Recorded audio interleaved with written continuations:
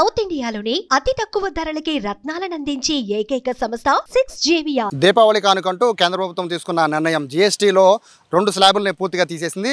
5%, 12%, 18, 28 ఈ 4 స్లాబ్స్ ఇదివరకు ఉండేవి. కానీ ఇప్పుడు 2 స్లాబ్స్ తీసేసింది. అందులో 28% అలాగే 12% ఈ 2 స్లాబుల్ని పూర్తిగా పక్కన పెట్టింది. దీనివల్ల ఆర్థికంగా మనకి ఎటువంటి ఇబ్బందులు ఏమైనా ఉంటాయా లేదా లాభమా నష్టమా అనేది తెలుసుకోవడానికి ప్రస్తుతం నేను స్టూడెంట్స్ దగ్గర ఉన్నాను.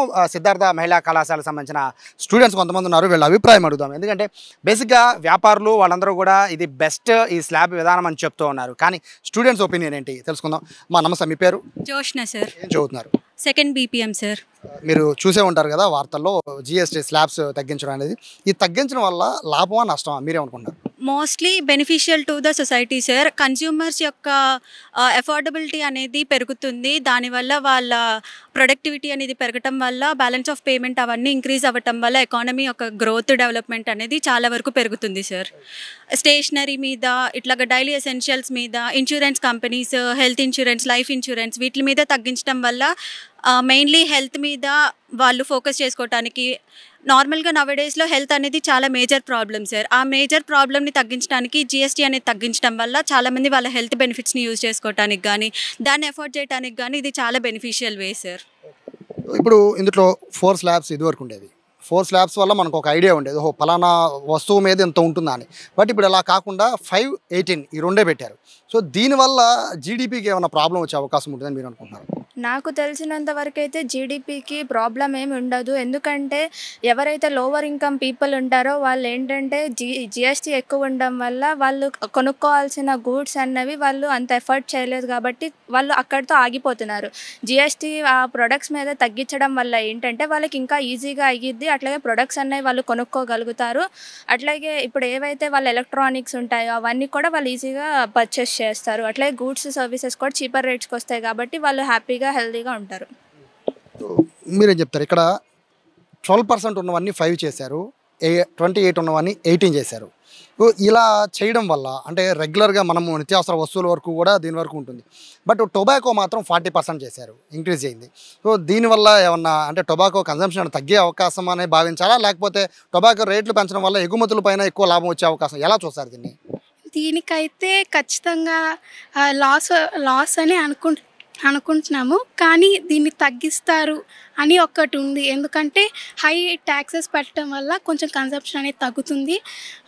అది అది టాక్సిక్ కాబట్టి కన్జంప్షన్ అనేది కొంచెం తగ్గుతుందని అనుకుంటున్నాం. 12% నుంచి 5% మోస్ట్లీ మెడికల్కి సంబంధించింది. అలాగే రెగ్యులర్గా మనం వాడే సోప్స్ కానీ షాంపూస్ కానీ ఇటువంటి వాటన్నిటికీ కూడా 5% తీసుకొచ్చేసారు.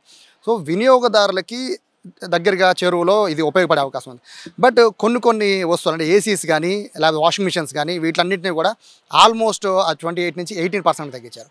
సో దీనివల్ల అంటే కస్టమర్లకి దిగువ మధ్యతరగతి పేదవాళ్ళు వీళ్ళకి లాభం ఉంటుందా? ఎందుకంటే ఎఫెక్ట్ అంతా కూడా జిఎస్టీ తగ్గే కొద్దీ మనకి జీడిపి కూడా తగ్గుతుంటుంది ఒక భావన ప్రజల్లో ఉంది. మీరేం చెప్తారు? అంటే మన daily usage groceries, TVs, ACs అవన్నీ వాటిలో తగ్గడం వల్ల ఒక సామాన్య మధ్యతరగతి కుటుంబాలకి చాలా యూజ్ అవుతుందని నా ఒపీనియన్. ఇది మంచి డెసిషన్ అని నేను అనుకుంటున్నాను. జీడిపికి సంబంధించి చాలా చర్చ జరుగుతుంది ఉదయం నుంచి కూడా. ఒకేసారి ఇంత పడిపోవడం అనేది అంటే పూర్తిగా జిఎస్టీ తగ్గించేస్తే మళ్ళీ జీడిపి ప్రభావం ఉంటుంది అంటున్నారు. మీరు కామర్స్ స్టూడెంటే కదా, సో మీ ఉద్దేశం ప్రకారం చెప్పండి, జీడిపికి ఎఫెక్ట్ అయ్యే అవకాశం ఉంటుందా? ఉంటుంది. డెఫినెట్లీ జీడిపి ఎఫెక్ట్ అవుతుంది. బట్ పార్లమెంట్ అనేది మన ఇండియా మొత్తం ఎకానమీని డెవలప్ చేయడానికి అట్ ద సేమ్ టైం జిఎస్టీని తగ్గించి కామన్ పీపుల్కి ప్రతి ఒక్క గ్రోసరీ కానీ ఇలా ఎలక్ట్రానిక్స్ కానీ ప్రతి ఒక్క లైఫ్లో ఉండాలి. అలాగే బిజినెస్ మెన్ వాళ్ళ యొక్క స్కిల్స్ని పెంచుకోవడానికి అవేర్నెస్ క్రియేట్ చేయడానికే మన పార్లమెంట్ అనేది ఈ డెసిషన్ తీసుకుంది. దీపావళి మరియు దసరా ముందుగా పండగ ముందే మనకు ఒక హోల్ ఇండియాకు ఒక పండగలాగా ఈ యొక్క జిఎస్టీ ట్యాక్స్ రిడక్షన్ అనేది పార్లమెంట్ ఫినాన్స్ మినిస్టర్ గారు నిర్మలా సీతారామన్ గారు ప్రవేశపెట్టడం పేద మధ్యత తరగతి వాళ్ళ కుటుంబాలకు ఊరట కలిగిస్తుంది. ఇక్కడ టొబాకోతో పాటు కూల్ డ్రింక్స్ కూడా దాదాపు 40% అవ్వబోతుంది ట్యాక్సెస్, జిఎస్టీస్. సో దాన్ని ఎలా చూస్తారు? ఫ్రమ్ సెప్టెంబర్ 22 నుంచి ఈ అప్లికేబుల్ అవుతుంది. ఇది ఈ ప్రవేశపెట్టిన ట్యాక్స్ రిడక్షన్ అనేది. టొబాకో మరియు మనం టొబాకోని మనం ఎక్కువగా ఇండియా అనేది ఎక్కువగా ఎక్స్పోర్ట్ చేస్తుంది కాబట్టి అక్కడ నుంచి మనం సేమ్ ట్యాక్స్ 40% ఆఫ్ ట్యాక్స్ని మనం అక్కడ నుంచి తెచ్చుకుంటాము. సో మనకి జీడిపి అక్కడ ఇంక్రీజ్ అవ్వి ఇక్కడ మన జిఎస్టీని రెడ్యూస్ చేయడం వల్ల ఈ రెండింటి వల్ల బ్యాలెన్స్ చేస్తుంది అని నా ఒపీనియన్. ఫైనల్గా చెప్పండి, ఈరోజు తీసుకున్న నిర్ణయం కేంద్ర ప్రభుత్వం దసరా కానుక దీపావళి కానుక అంటుంది. సో ఇది మధ్యతరగతి దిగువ మధ్యతరగతి కానుక అంటున్నారు, కానీ దీనిపైన దేశం పైన దీని ప్రభావం పడబోతోంది. జీడిపికి సంబంధించి మనకి మళ్ళీ కోవిడ్ టైంలో ఎట్లా ఉందో అటువంటి పరిస్థితి వస్తుంది అంటున్నారు. కొంతమంది మాత్రం ఇది 2 ఏళ్ల తర్వాత దీని ప్రభావం కనబడుతోంది, ఇంకా అద్భుతంగా వినియోగదారులు పెరిగిపోతారని చెప్తున్నారు. ఒక కామర్స్ స్టూడెంట్కి మీరు చెప్పండి, ఈ జీడిపికి దీనికి ఇంపాక్ట్ అయ్యే అవకాశం ఎంత మేర ఉంటుంది?